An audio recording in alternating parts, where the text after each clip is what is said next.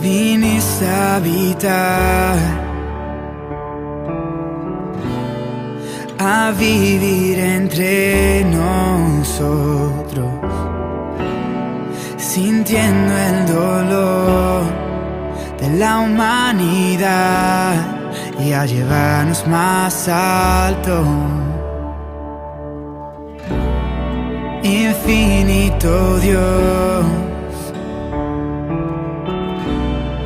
tu vida rendiste para mi culpa borrar, mi vergüenza quitar y llevarnos más alto.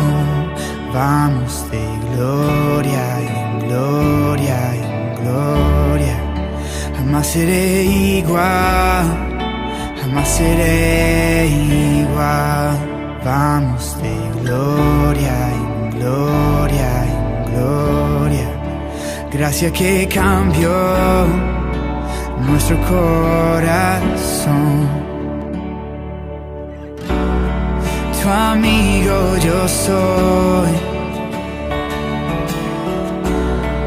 a tu reino me has traído. Esclavo fui yo, ahora tu hijo soy y me llevas más alto. Y me llevas más alto. Vamos de gloria en gloria en gloria. Jamás seré igual, jamás seré igual. Vamos de gloria en gloria en gloria. Gracia que cambió nuestro corazón. Jesús, queremos ver tu rostro y majestad. Por siempre cantaremos santo, santo. Tu amor va más allá, no alcanzo a comprender. Por siempre cantaremos digno, digno. Jesús, queremos ver tu rostro y majestad. Por siempre cantaremos santo, santo. Tu amor va más allá, no alcanzo a comprender. Por siempre cantaremos digno, digno.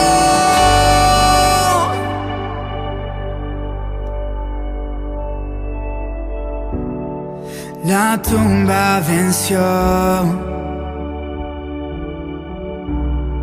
la muerte poder no tiene. Jesucristo triunfó y el cielo abrió y nos llevas más alto. Y nos llevas más alto. Vamos de gloria en gloria en gloria. Jamás seré igual, jamás seré igual. Vamos más alto, más alto, más alto. Gracia que cambió nuestro corazón. Gracia que cambió nuestro corazón.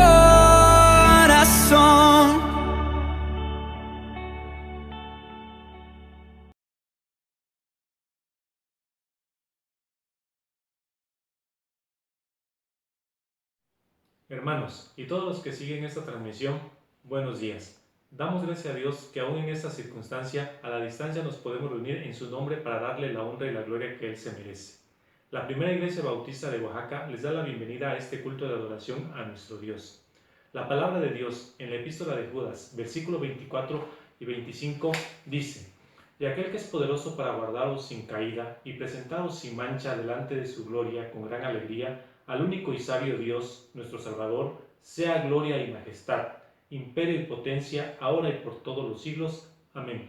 Hermanos, les invito a orar para entregar este tiempo de adoración a nuestro Dios. Amoroso Dios que estás en los cielos, mi Señor, te damos gracias por este día. Gracias por todos tus cuidados, por todas tus bendiciones. Gracias, Padre, porque aún en la distancia nos podemos reunir para darte la honra y la gloria. Te ruego, Padre, que uses grandemente al siervo que trae tu mensaje el día de hoy y que toques nuestra mente y nuestro corazón para que podamos ser hacedores de tu palabra. Te agradezco, Padre, por todo, en el nombre poderoso de Cristo Jesús. Amén.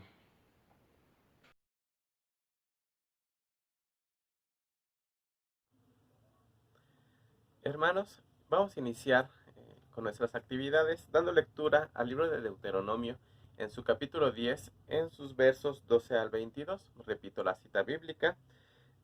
Deuteronomio 10, del verso 12 al 22. La palabra de nuestro Dios dice de la siguiente manera: Ahora, pues, Israel, ¿qué pide Jehová tu Dios de ti? Sino que temas a Jehová tu Dios, que andes en todos sus caminos, y que lo ames, y sirvas a Jehová tu Dios con todo tu corazón y con toda tu alma, que guardes los mandamientos de Jehová y sus estatutos, que yo te prescribo hoy, para que tengas prosperidad. He aquí, de Jehová tu Dios son los cielos y los cielos de los cielos, la tierra y todas las cosas que hay en ella. Solamente de tus padres se agradó Jehová para amarlos, y escogió su descendencia después de ellos, a vosotros, de entre todos los pueblos, como en este día. Circuncidad, pues, el prepucio de vuestro corazón, y no endurezcáis más vuestra cerviz, porque Jehová vuestro Dios es Dios de dioses, y Señor de señores, Dios grande, poderoso y temible, que no hace acepción de personas, ni toma cohecho, que hace justicia al huérfano y a la viuda, que ama también al extranjero, dándole pan y vestido. Amaréis, pues, al extranjero, porque extranjeros fuisteis en la tierra de Egipto. A Jehová tu Dios temerás, a él solo servirás, a él seguirás, y por su nombre jurarás. Él es objeto de tu alabanza, y él es tu Dios, que ha hecho contigo estas cosas grandes y terribles que tus ojos han visto. Con 70 personas descendieron tus padres a Egipto, y ahora Jehová te ha hecho como las estrellas del cielo en multitud. Hermanos, los invito ahora a cantar el himno número 476, al trono excelso. Venga tu reino, hágase tu voluntad. Mateo 6:10.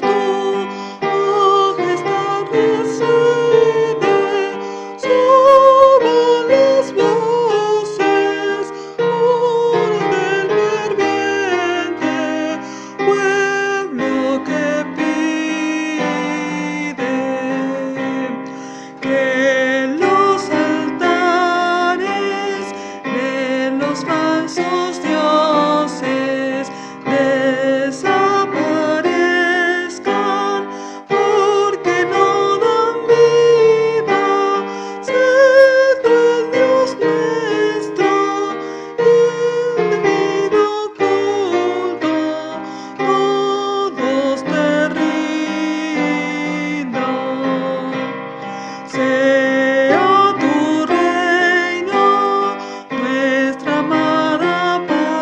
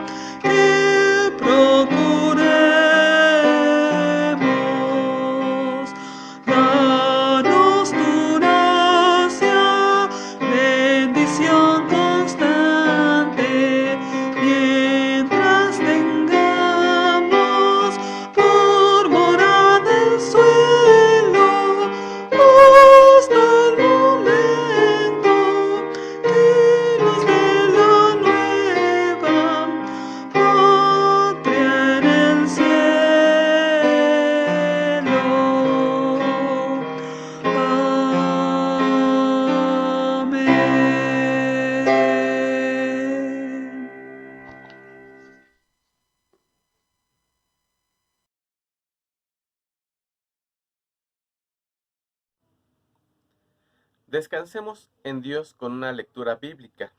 Esta es una oración de confianza y se encuentra en el Salmo 56. Le daremos lectura a este capítulo completo. Salmo 56. Y dice la cita bíblica: Ten misericordia de mí, oh Dios, porque me devoraría el hombre. Me oprime combatiéndome cada día. Todo el día mis enemigos me pisotean, porque muchos son los que pelean contra mí con soberbia. En el día que temo, yo en ti confío. En Dios alabaré su palabra. En Dios he confiado. No temeré. ¿Qué puede hacerme el hombre? Todos los días ellos pervierten mi causa. Contra mí son todos sus pensamientos para mal. Se reúnen, se esconden, miran atentamente mis pasos, como quienes acechan a mi alma. Pésalos según su iniquidad, oh Dios, y derriba en tu furor a los pueblos. Mis huidas tú has contado. Pon mis lágrimas en tu redoma. ¿No están ellas en tu libro? Serán luego vueltos atrás mis enemigos el día que yo clamare. Esto sé, que Dios está por mí.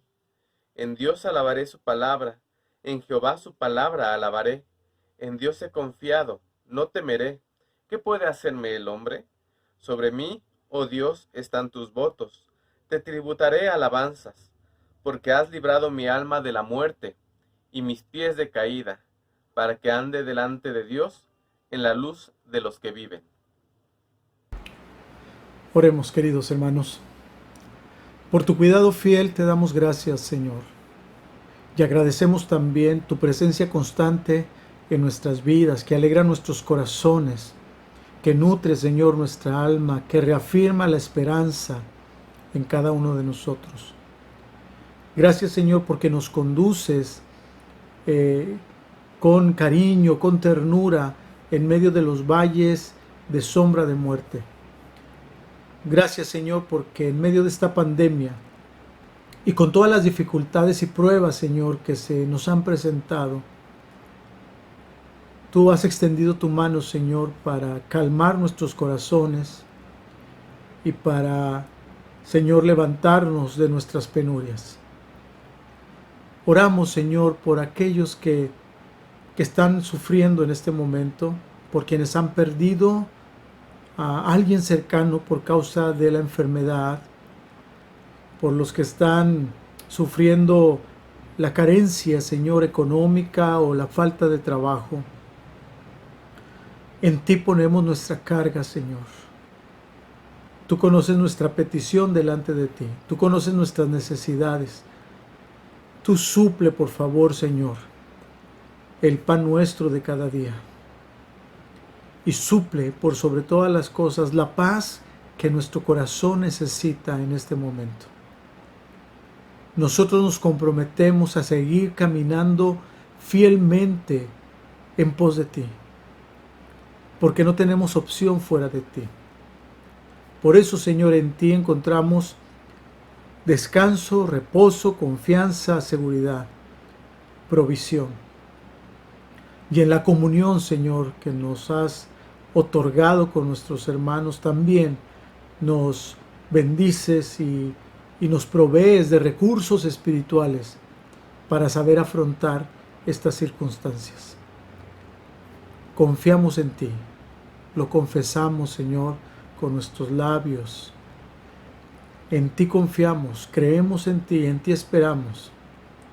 Y aquí permaneceremos, Señor, en tu camino, sabiendo, Señor, que tú no fallas, Señor. Jamás le das la espalda a tu pueblo y que abrirás un camino, Señor, donde quiera que sea necesario uno, Señor, para que nosotros sigamos caminando. En Cristo Jesús oramos. Amén.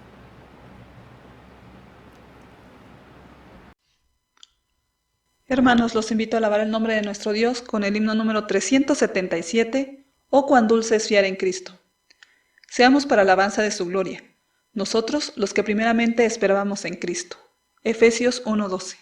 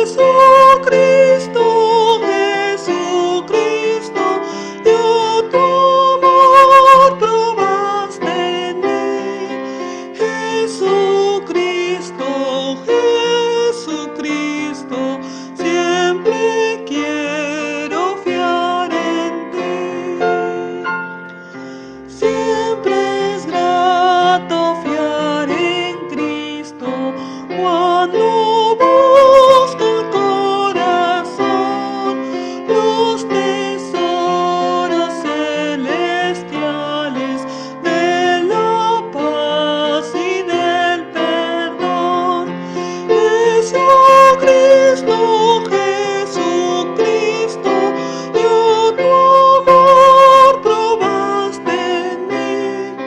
Jesucristo, Jesucristo, siempre quiero fiar en ti. Siempre en ti confiar yo quiero, mi precioso Salvador. En la vida y en la muerte, protección me dé tu amor. Jesucristo, Jesucristo, ya tu amor probaste en mí. Jesucristo, Jesucristo, siempre quiero fiar en ti.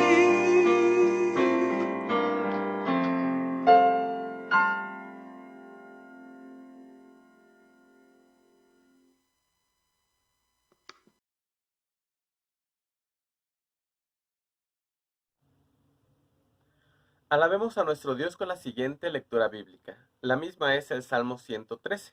Repito, Salmo 113, al cual daremos lectura completamente. Dice la palabra de nuestro Señor y Dios: alabad siervos de Jehová, alabad el nombre de Jehová. Sea el nombre de Jehová bendito desde ahora y para siempre. Desde el nacimiento del sol hasta donde se pone, sea alabado el nombre de Jehová. Excelso sobre todas las naciones es Jehová, sobre los cielos su gloria.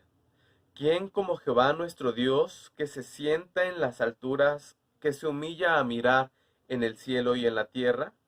Él levanta del polvo al pobre, y al menesteroso alza del muladar, para hacerlo sentar con los príncipes de su pueblo.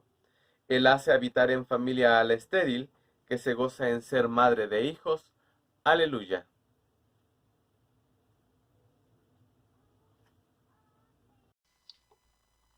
Cantemos ahora, hermanos, el Salmo 150. Y a todo lo creado que está en el cielo, y sobre la tierra y debajo de la tierra, y en el mar, y a todas las cosas que en ellos hay, oí decir: al que está sentado en el trono, y al Cordero, sea la alabanza, la honra, la gloria y el poder, por los siglos de los siglos. Apocalipsis 5:13. Lo que respira, alabe a Jehová. Lo que respira, alabe a Jehová. Alabad a nuestro Dios en su santuario, por la hermosura de su cielo, por sus proezas alabadle a él. Alabadle por la grandeza de su nombre, con el sonido de bocina, salterio y arpa a la vez, cantar. Alabadle con el alegre pandero, con el candor de la danza, cantad con gozo al Señor. Alabadle con cuerdas, flautas y címbalos, de júbilo resonante, en su lenguaje todo lo que respira, alabe a Jehová. Lo que respira, alabe a Jehová. Alabadle a nuestro Dios en su santuario, por la hermosura de su cielo, por sus proezas alabadle a él. Alabadle por la grandeza de su nombre, con el sonido de bocina, salterio y arpa a la vez, cantar. Alabadle con el alegre pandero, con el candor de la danza, cantad con gozo al Señor. Alabadle con cuerdas, flautas y címbalo, de júbilo resonante, en su lenguaje todo lo que respira. Alabe a Jehová, lo que respira. Alabe a Jehová.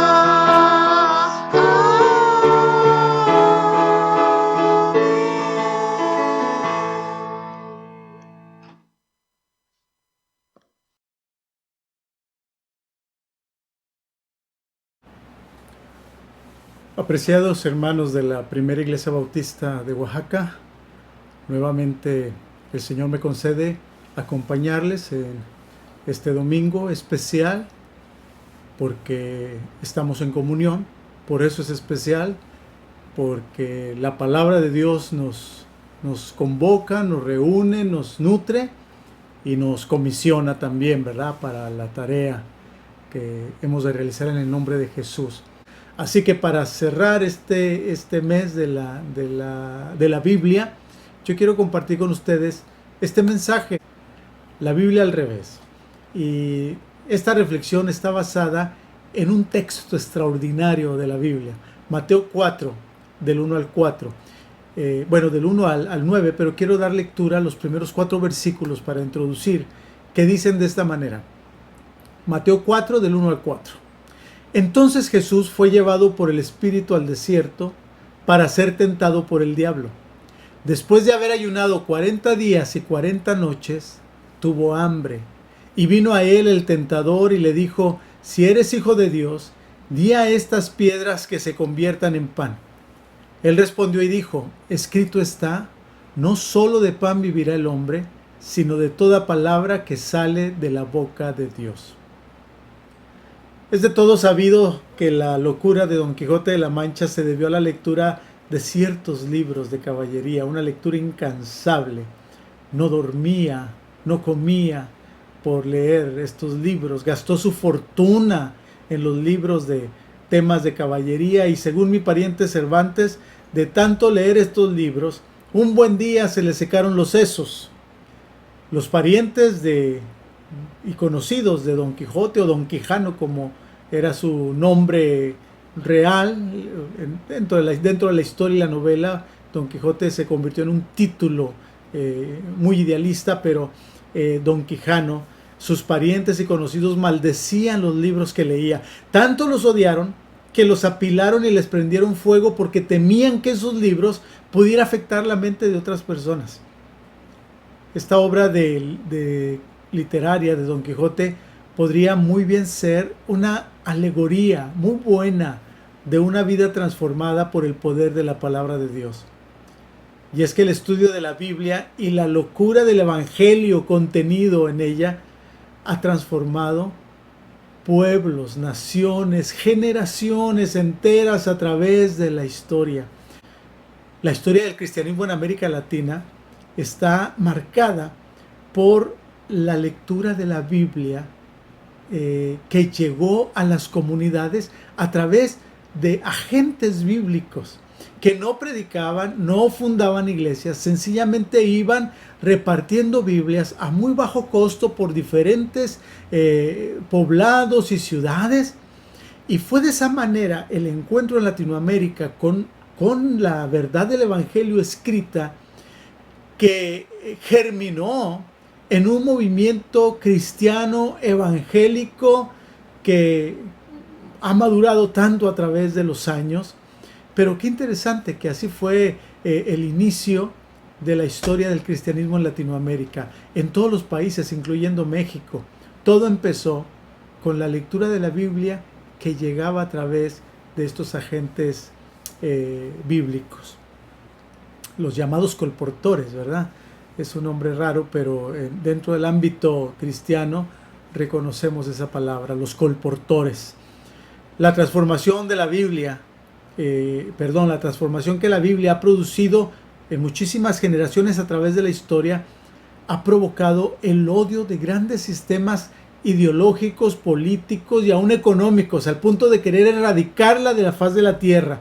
Y al igual que los libros de caballería de Don Quijote, se han prendido miles de hogueras en distintos lugares del mundo con el objetivo de erradicar la Biblia. Los casos en la Alemania nazi están registrados, muy sonados, junto con muchos otros libros de diferentes disciplinas intelectuales. Fueron quemados, pero especialmente las Biblias. Era perseguida pensando que de esta manera acabarían con el cristianismo en Alemania y en aquellos países que el nazismo invadió.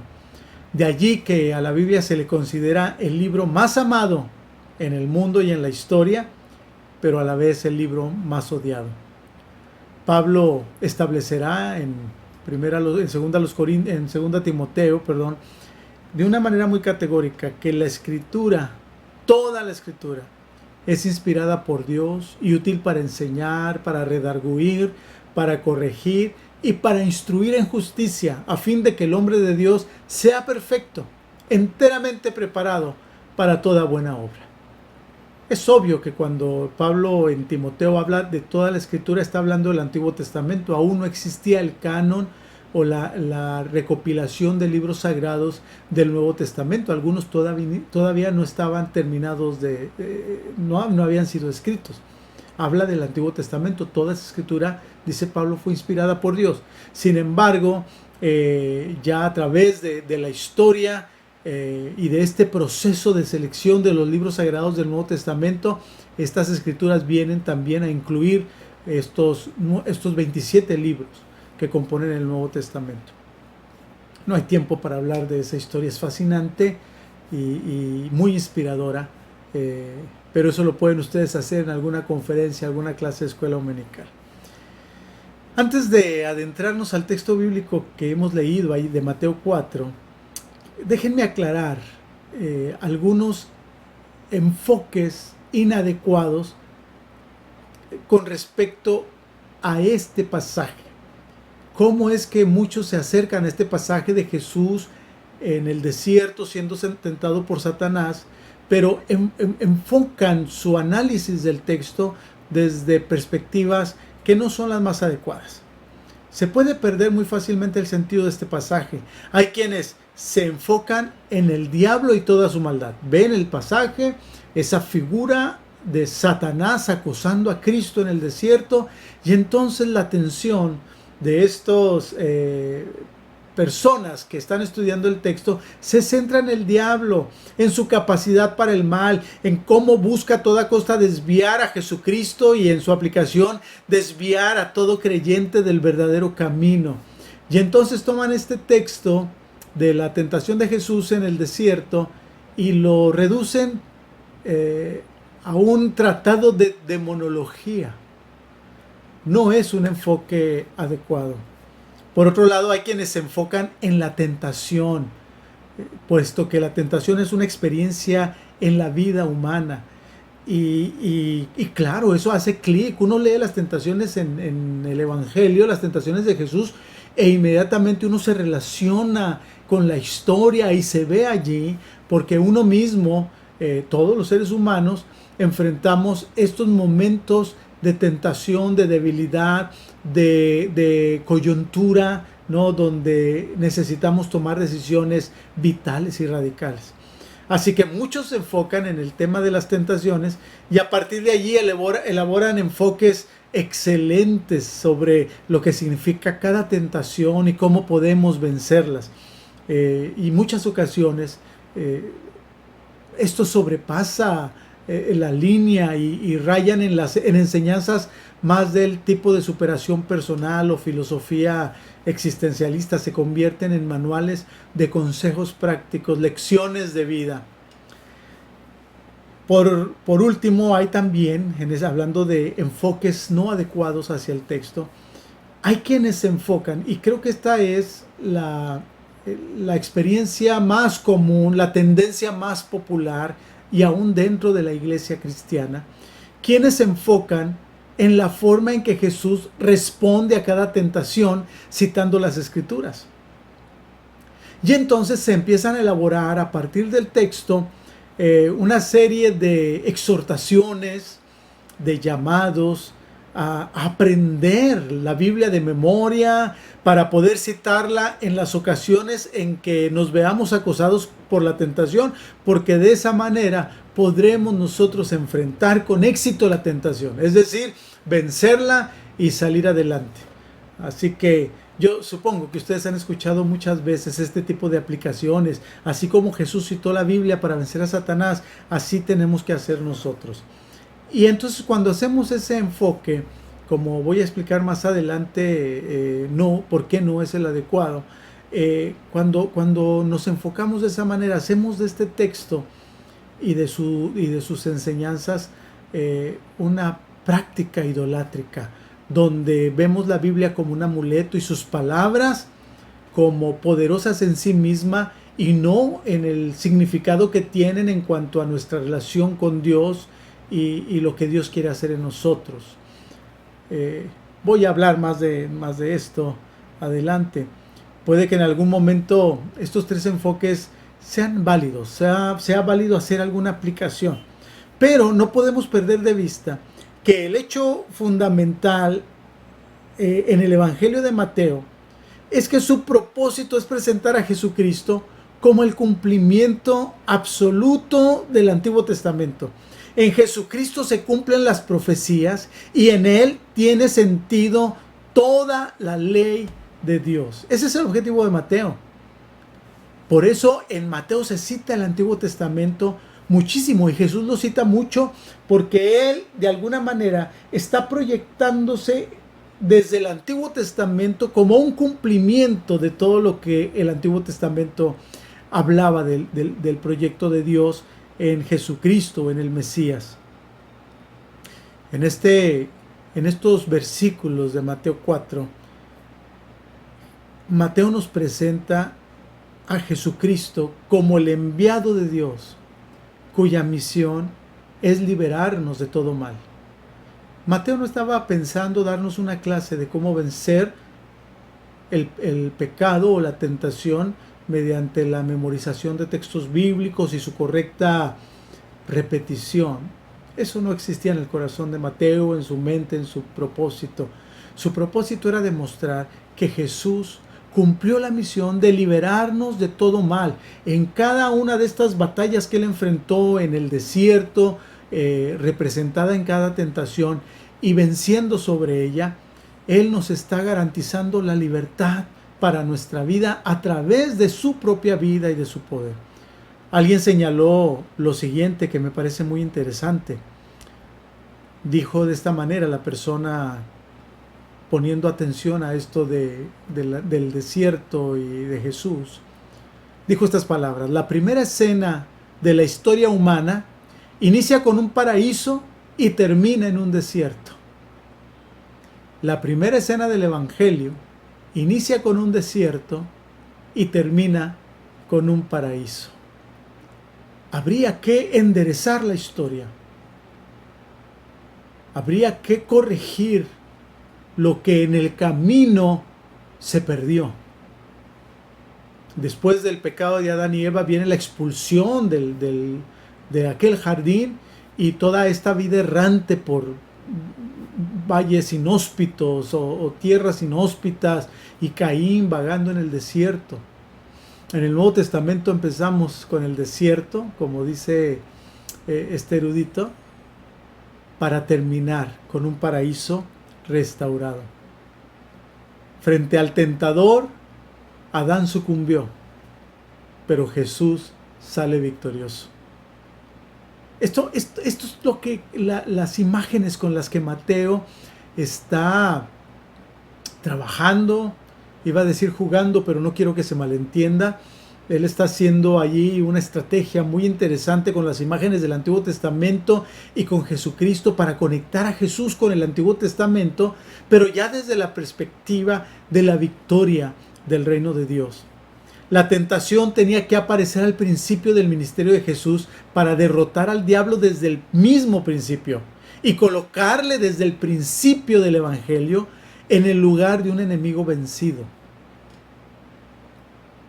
Tengo un amigo predicador extraordinario predicador internacional, que él dice que Jesús venció a Satanás justamente en el desierto. No, porque siempre hablamos de la victoria en la cruz y bueno, una victoria definitiva, escatológica en los últimos tiempos, o una reafirmación de la victoria de Jesús a Satanás.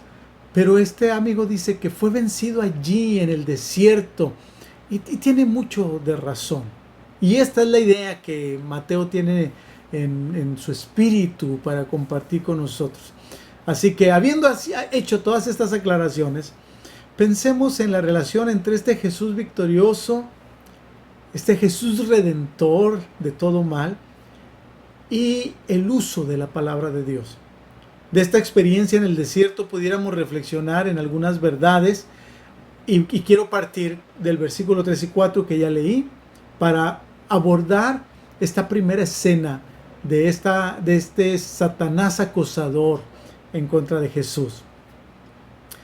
Versículo 3. Y vino el tentador y le dijo: si eres hijo de Dios, di que estas piedras se conviertan en pan.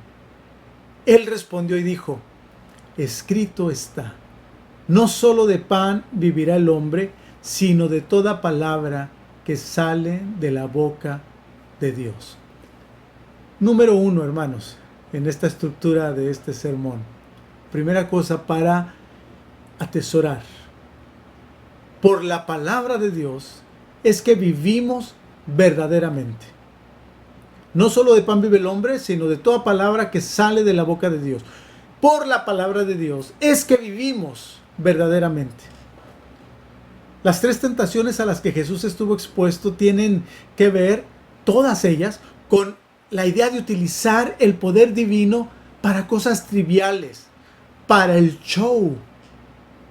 Nos recuerda esa adicción que padece la iglesia de este tiempo, empujada a buscar emociones fuertes, señales extraordinarias, mientras es incapaz de ver las señales de Dios en las cosas cotidianas. Y de pronto encontramos a la iglesia sumida en experiencias muy intensas, cantando canciones también muy emocionales, y algunas con unos mensajes tan absurdos como soy libre, puedo danzar y cosas así. Yo no tengo realmente problema de que la gente quiera danzar, no tengo problema con eso, no me voy a meter en eso. No digo que está bien, tampoco. Pero recuerdo una ocasión que con un amigo estábamos en un lugar así, en una reunión cristiana, y empezaron a cantar justamente una canción que decía eso: soy libre, puedo danzar, soy libre, puedo danzar. Mi amigo me voltea a ver y me dice: ¿por qué no cantar? Soy libre, puedo perdonar, soy libre, puedo amar, soy libre, puedo diezmar. Eso sí es un cambio estructural importante, ¿no? Es como si la iglesia estuviera en busca de un cóctel de vitaminas para tener algo de vitalidad para la vida, y por eso de pronto vemos a muchos cristianos que son adictos a los eventos, a los congresos, a los conciertos, y terminando un evento salen ya con esa ansiedad: ¿y cuándo va a ser el siguiente? ¿Cuándo va a ser el siguiente? ¿Cuándo nos vamos a aplicar la siguiente dosis, ¿verdad? Para mantenernos vivos. Satanás conoce la naturaleza humana y por allí quería llevar a Jesús al tema de lo trivial, del show, de las emociones. Jesús deja claro en esta primera tentación que por la palabra que sale de la boca de Dios es que verdaderamente vivimos. La Biblia no es un libro de fórmulas mágicas. Memorizar versículos no nos hace invulnerables a la tentación. Tú y yo sabemos esto, hermanos. Memorizar versículos no nos hace invulnerables a la tentación. ¿A alguien se le ocurrió alguna vez decir que debemos aprender de memoria algunos versículos para vencer la prueba y la tentación cuando se nos presente? Y a otros nomás se les ocurrió repetir esa idea sin detenerse a ver si esto es cierto o no. Aunque en la experiencia propia sabemos que no es así. Suena bonito, a lo mejor esa es la idea, suena místico, suena piadoso, espiritual. Y se citan estos versículos para fortalecer esa idea. Hermanos, que nos quede claro, Jesús no venció a Satanás con versículos, lo venció con una vida coherente a estos versículos. No son textos de la Biblia que Jesús vivió en ese momento, son textos de la Biblia que Jesús vivía siempre. Y allí radica el secreto de esta historia de victoria de Jesucristo sobre la tentación. Tenía muy clara su posición ante la vida, ante Dios y ante Satanás. No, la Biblia no es un amuleto. Recuerdo muy bien en mi adolescencia visitando a unos amigos de la iglesia en su casa. Su hermanita pequeña, a la que siempre saludábamos, muy alegre, muy vivaracha ella siempre, estaba en la mesa del comedor leyendo la Biblia. Y bueno, la saludamos y nos llamó la atención que estuviera tan tranquila, tan seriecita, era muy activa. Y entonces nos dijo, es que mañana tengo examen y me puse a orar y a leer la Biblia para que Dios me ayude. Así que esa es la actitud de muchos cristianos, ¿no? Voy a tomar este versículo de la Biblia y lo voy a repetir y como arte de magia voy a conseguir la victoria en tal o cual empresa. Hermanos, ni memorizando todo el Salmo 19 nos vamos a salvar de Satanás si no estamos viviendo la palabra todos los días de nuestra vida. Cuando Pablo dice que la palabra de Dios mora en vuestros corazones, no está diciendo que la sepamos de memoria, sino que sea viva dentro de nosotros, que como Jesús la vivamos. Por la palabra de Dios es que vivimos. No por un versículo, sino por la palabra cuando se hace viva en nuestros corazones. Vamos al segundo strike que Satanás recibe, ¿no? Queriendo ganarle el partido a Jesús, recibe un segundo strike. Cuando dice, entonces el diablo, versículo 5, le llevó a la ciudad santa y le puso sobre el pináculo del templo. Y le dijo, si eres hijo de Dios, échate abajo, porque escrito está, a sus ángeles mandará cerca de ti, y sus manos te sostendrán, para que no tropiece tu pie en piedra. Jesús le dijo, escrito está también, no tentarás al Señor tu Dios. Si por la palabra de Dios es que verdaderamente vivimos, también es por la palabra de Dios que verdaderamente somos sanos. Nuevamente se nos presenta Satanás con estas sutilezas, tentando a Jesús con ideas geniales. Otro show religioso. Fíjese bien el escenario, ¿eh? Vamos a ubicarnos en el lugar exacto donde se presenta esta tentación. Del desierto, no sabemos si fue físicamente o fue una visión. De pronto encontramos a Jesús y a Satanás en el templo de Jerusalén, justo donde siempre hay mucha gente. El templo era un lugar público, era como la plaza pública, lo que es el patio. El centro era un lugar de ceremonias religiosas judías, pero había un patio de los gentiles que era algo así como un lugar de reunión, un lugar para pasar el día con la familia, un lugar familiar. Así que imagínense allí el templo en el pináculo, porque dice que lo lleva al pináculo, es decir, al punto más alto del templo, un templo bastante grande de altura y en todas las dimensiones, y desde allí se podía ver hacia abajo a todas aquellas multitudes. Es un escenario muy piadoso, porque estamos hablando del templo, pero considere todo esto a la vista de todo mundo.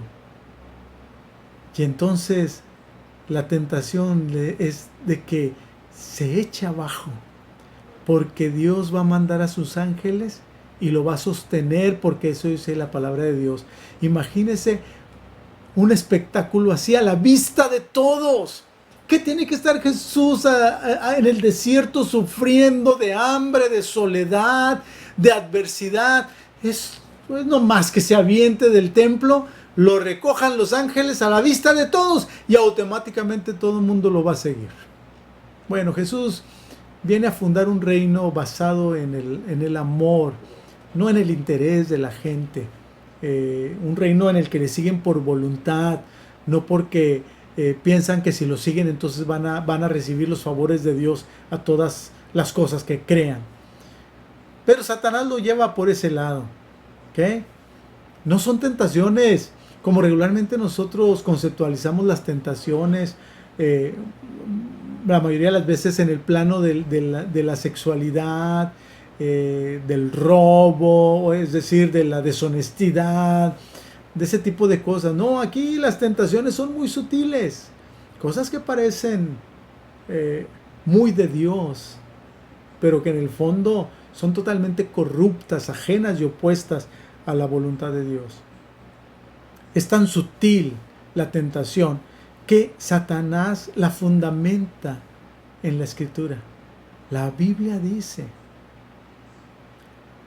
esta tentación de fundamentar, o esta práctica de fundamentar con versículos bíblicos algunas ideas para nuestro bien, que tienen que ver con nuestra agenda personal, con nuestros intereses propios, es una práctica muy común en muchos creyentes. Muchos están dominados por esto. Es una tentación, la idea de hacer de un versículo la voluntad de Dios.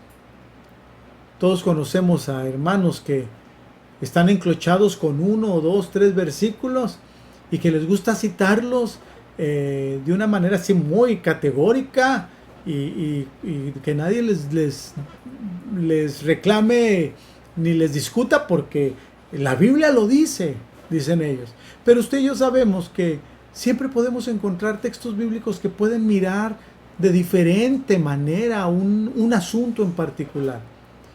Cuidado, hermanos, con hacer de un versículo bíblico la voluntad de Dios.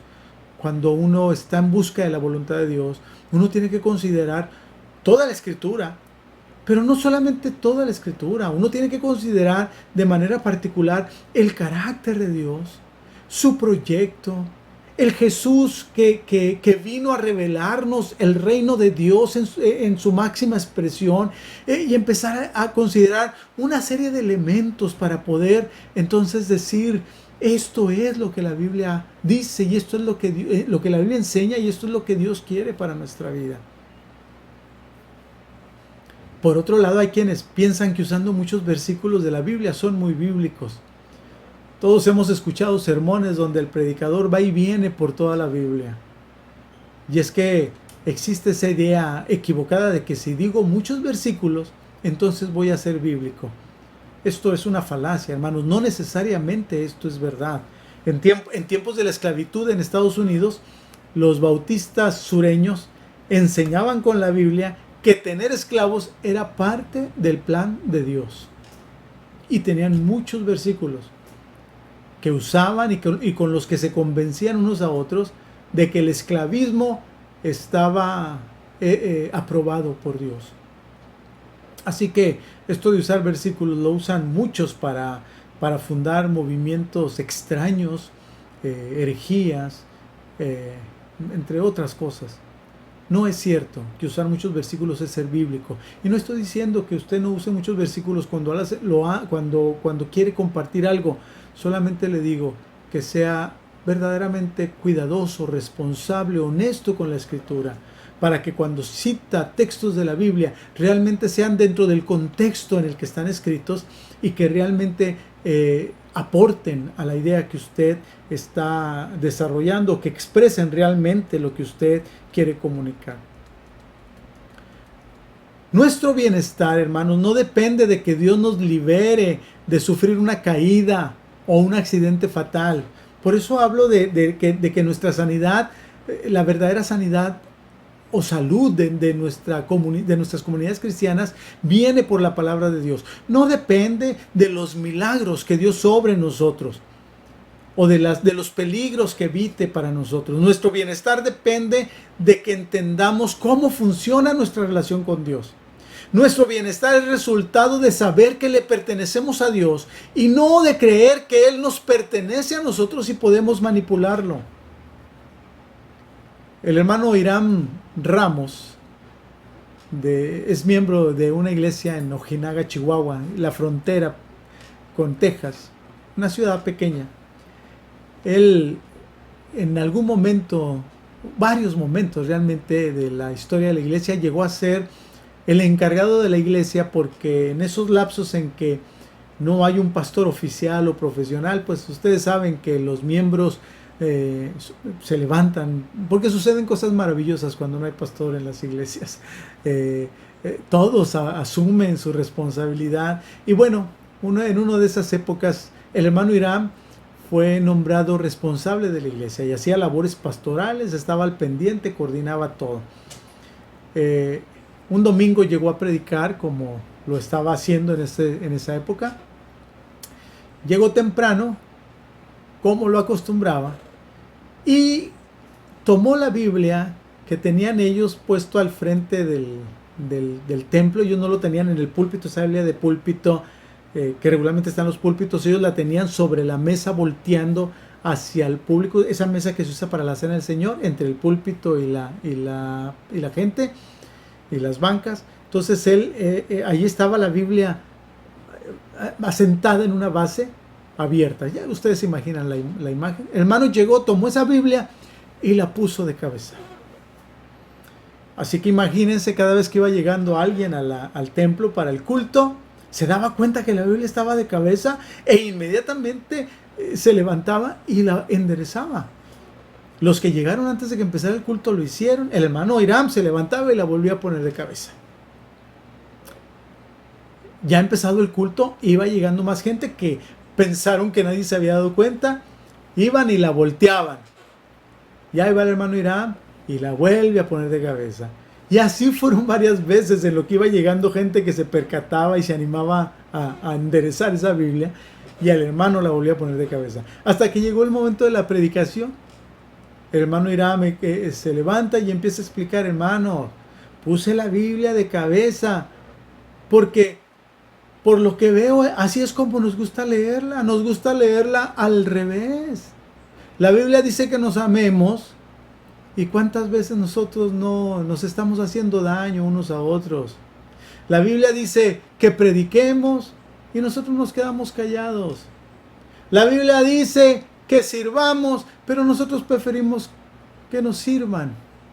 Y así estuvo su predicación durante toda esa mañana. Por eso puse la Biblia al revés, y por eso este sermón, hermanos, lleva como título La Biblia al revés. Me encantó el método del hermano para compartir ese día la palabra de Dios. Pero qué gran verdad hay aquí,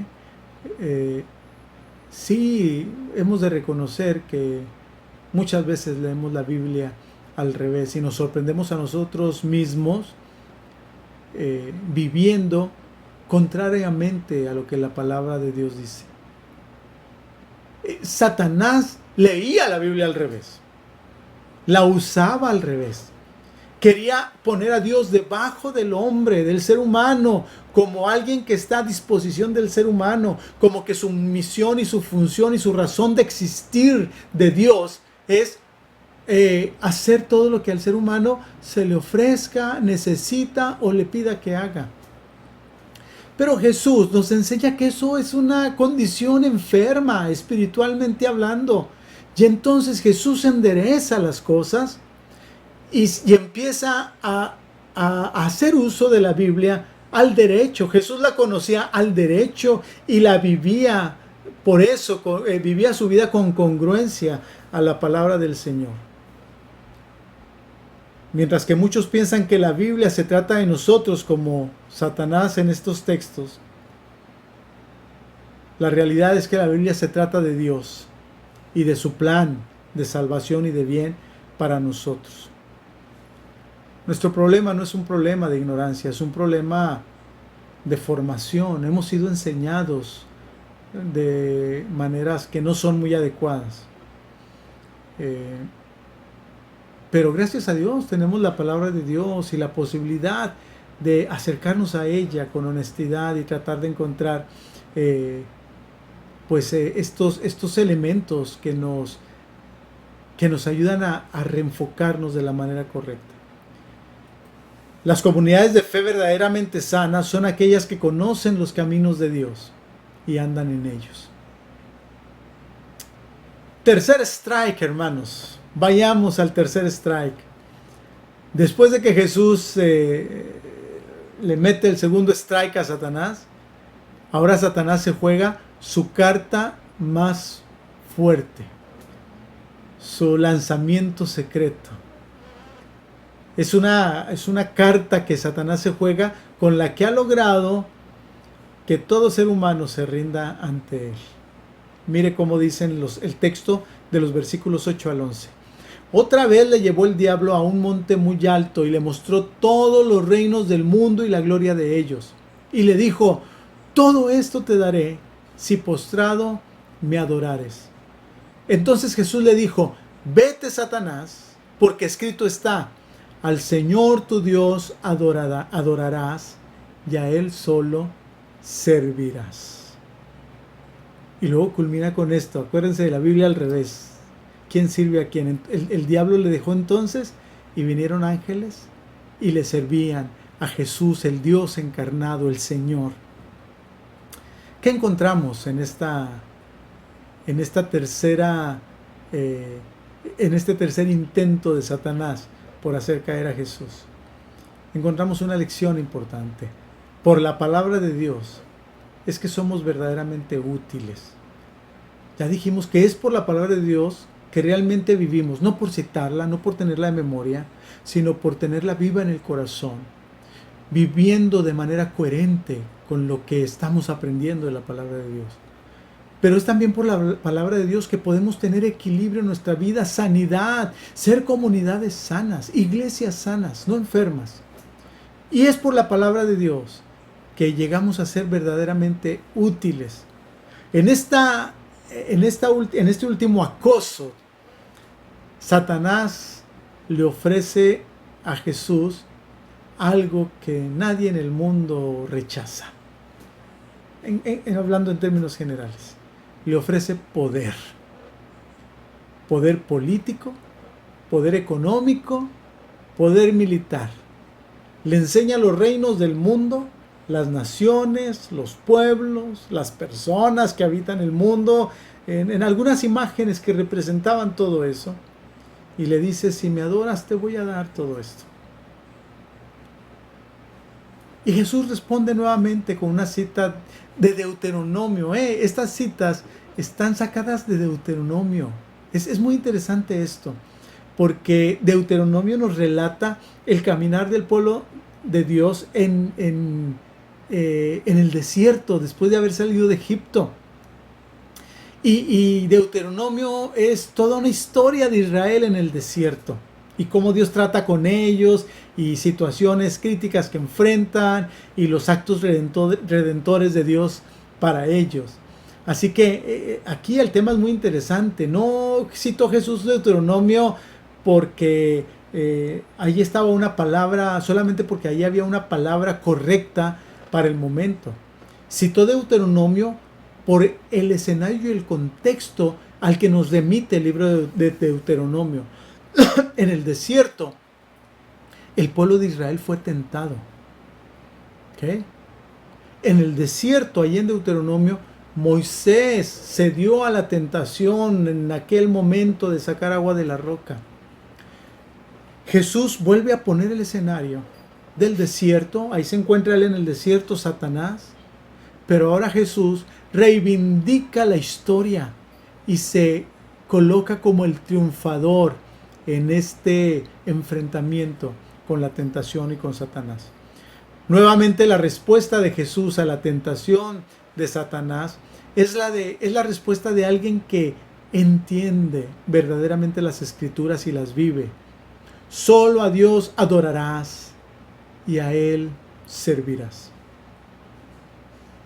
La palabra de Dios nos hace verdaderamente útiles, porque la palabra de Dios nos capacita para adorar correctamente a Dios. Adorar es un concepto en la Biblia que tiene que ver más con el permitir que Dios tenga el control de nuestra vida, porque la palabra adoración en la escritura, en los idiomas originales, habla de postrarse, es decir, de rendir nuestra voluntad delante de la voluntad de Dios. Y luego añade el concepto de servir. Solo a Dios adorarás y vivirás para servirle a Él. Por eso digo que la palabra de Dios nos hace verdaderamente útiles. Hay una historia de un hombre que está viajando en el avión y le toca a su lado una mujer con la que empieza a entablar una plática. Y él le pregunta a esta mujer: ¿a qué te dedicas? Y ella dijo: pues soy CEO, supergerente general de una corporación internacional que fabrica dispositivos con tecnología de punta para el mejor funcionamiento de las empresas automatizadas. Fíjate que estamos en franco crecimiento porque las compañías alrededor del mundo están confiando cada vez más en nosotros. Y allí estaba la mujer hablando maravillas de su empresa y de su trabajo. Y entonces ella le pregunta a él: ¿y tú a qué te dedicas? Él se quedó pensando por un rato y dijo: pues trabajo en una corporación internacional que capacita a personas de todas las nacionalidades, desde que nacen hasta que mueren, para que aprendan a vivir verdaderamente. Les preparamos de muchas maneras para que hagan lo mejor por los demás y para que construyan un mundo mejor para las generaciones que vienen. ¡Wow!, dijo esta mujer. ¡Qué maravilloso! ¿Cómo se llama esa empresa? Y él respondió: se llama la iglesia y yo soy un pastor. La iglesia es la revolución de Dios para el mundo. Un pueblo capacitado por su espíritu y por el mensaje de su palabra para servir en el mundo y lograr la transformación de la realidad que enfrentamos. Se trata de una comunidad movida por la alegría y la esperanza del Evangelio. Una humanidad donde la egolatría y el orgullo son vencidos por la entrega de unos a otros. ¿Recuerdan la carta allí en Apocalipsis que Dios envía a la iglesia en la Odisea? Que le dice: ojalá fueses tibio, fueses caliente, pero por cuanto eres tibio te vomitaré de mi boca. El énfasis en esta expresión tiene que ver con eso, con verdaderamente ser útiles para el propósito de Dios. En la Odisea existían manantiales de agua caliente y manantiales de agua fría. Era famosa la ciudad por sus manantiales, entre otras cosas, por sus riquezas y por tantas cosas. Pero en particular, gente de muchos lugares acudía a la Odisea para tratamientos con el agua que era muy caliente. Ustedes saben que el agua caliente está caliente en parte por los químicos que de la tierra, con los que se mezcla en la tierra, azufre y muchas otras cosas que contienen propiedades curativas. Así que la gente buscaba estos manantiales de agua caliente, o también buscaban los manantiales de agua fresca en el verano para refrescarse, de agua fría, ¿no? Como hacemos nosotros cuando vamos a un lugar donde hay agua en el verano, queriendo refrescarnos, y entonces viajes de paseo, de recreo, para el chapuzón. Y así que ellos tenían estas dos clases de agua que eran útiles para la gente. Pero había lugares donde el agua caliente se mezclaba con el agua fría y entonces se volvía tibia. Nadie buscaba el agua tibia. El agua tibia no sirve para mucho. De hecho, si usted quiere refrescarse con ella y tomar un trago, va a experimentar náuseas. ¿No es cierto? El agua tibia nos provoca náuseas. El agua caliente nos sirve para muchas cosas, aún para bebidas. El agua fría también, para refrescar para tantas cosas, pero el agua tibia no. Entonces cuando Jesús le dice a la Odisea, ojalá fueres frío o caliente, estaba hablando de eso. Ojalá fueres realmente útil. Ojalá realmente entendieras que has sido salvada no para ti, sino para servir al proyecto de Dios en la historia. Ser útiles, queridos hermanos, es mucho más valioso que ser importantes. Es mejor ser útiles que ser importantes. Los ministerios que tenemos en la iglesia son para ser útiles, no para sentirnos importantes. Servir siempre va a ser mejor que ser reconocidos. Y esto es lo que Jesús nos está enseñando cuando confronta a Satanás en aquella tentación y le dice, yo tengo muy clara mi posición en este mundo y como ser humano, como este Dios encarnado, tengo claro que existo para servir al propósito de Dios.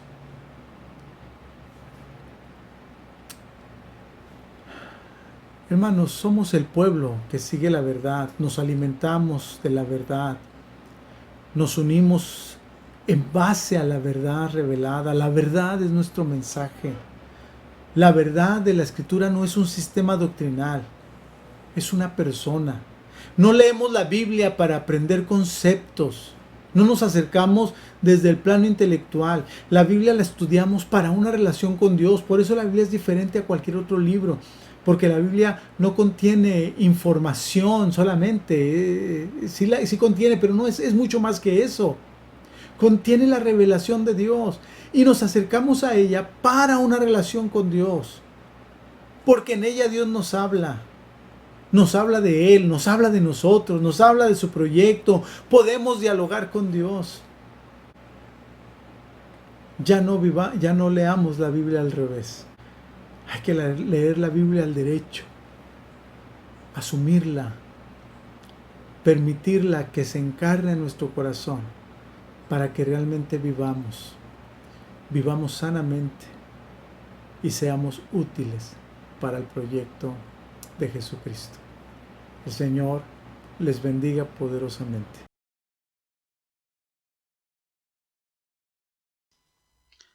Cantemos ahora, hermanos, el himno número 146, Santa Biblia para mí. En mi corazón he guardado tus dichos. Salmos 119, 11.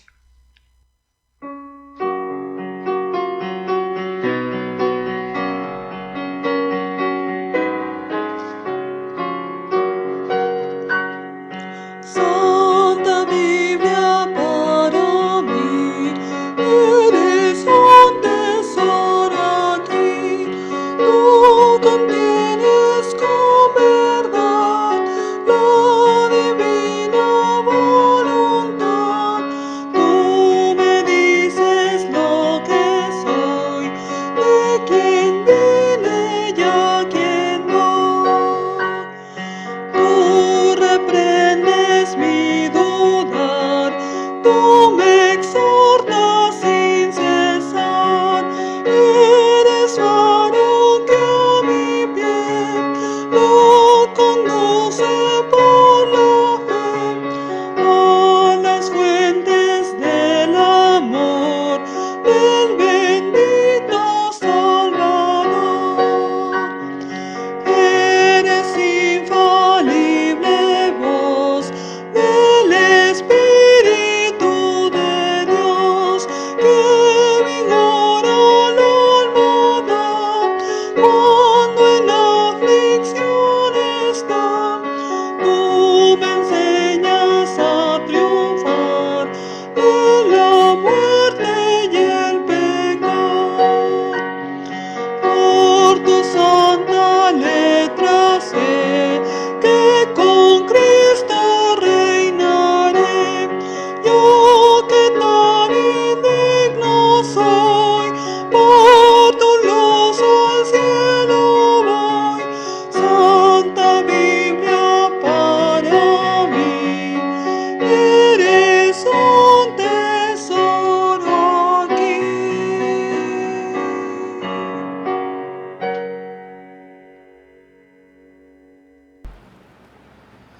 Oremos ahora para terminar este tiempo juntos de comunión y de adoración en el Señor. y a aquel que es poderoso para guardaros sin caída y presentaros sin mancha delante de su gloria con gran alegría. Al único y sabio Dios, nuestro Salvador, sea gloria y majestad, imperio y potencia, ahora y por todos los siglos. Amén. Que el Señor les bendiga a cada uno de ustedes, a sus familias y a sus comunidades. Hermanos, damos gracias a Dios por este tiempo de adoración a su nombre y por el mensaje del día de hoy. Agradecemos también por los hermanos y todos los que siguen esta transmisión. Asimismo, hacemos la invitación a nuestros hermanos a que participen en las actividades que la Iglesia está realizando a través de la plataforma Zoom. Jehová es tu guardador.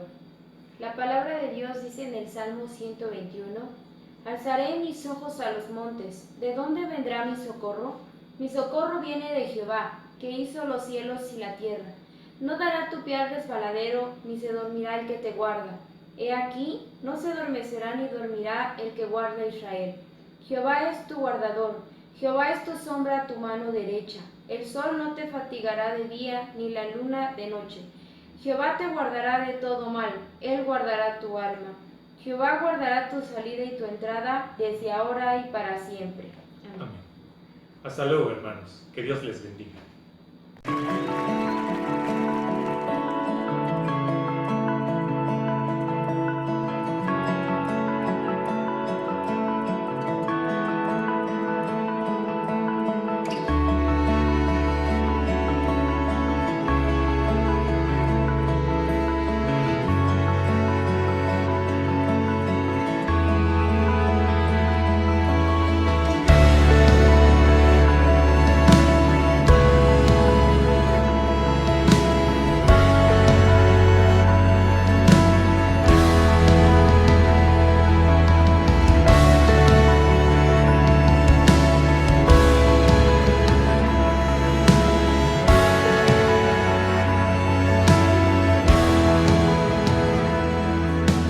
Eterno y sublime Rey, el cielo no te puede contener, habitas en lo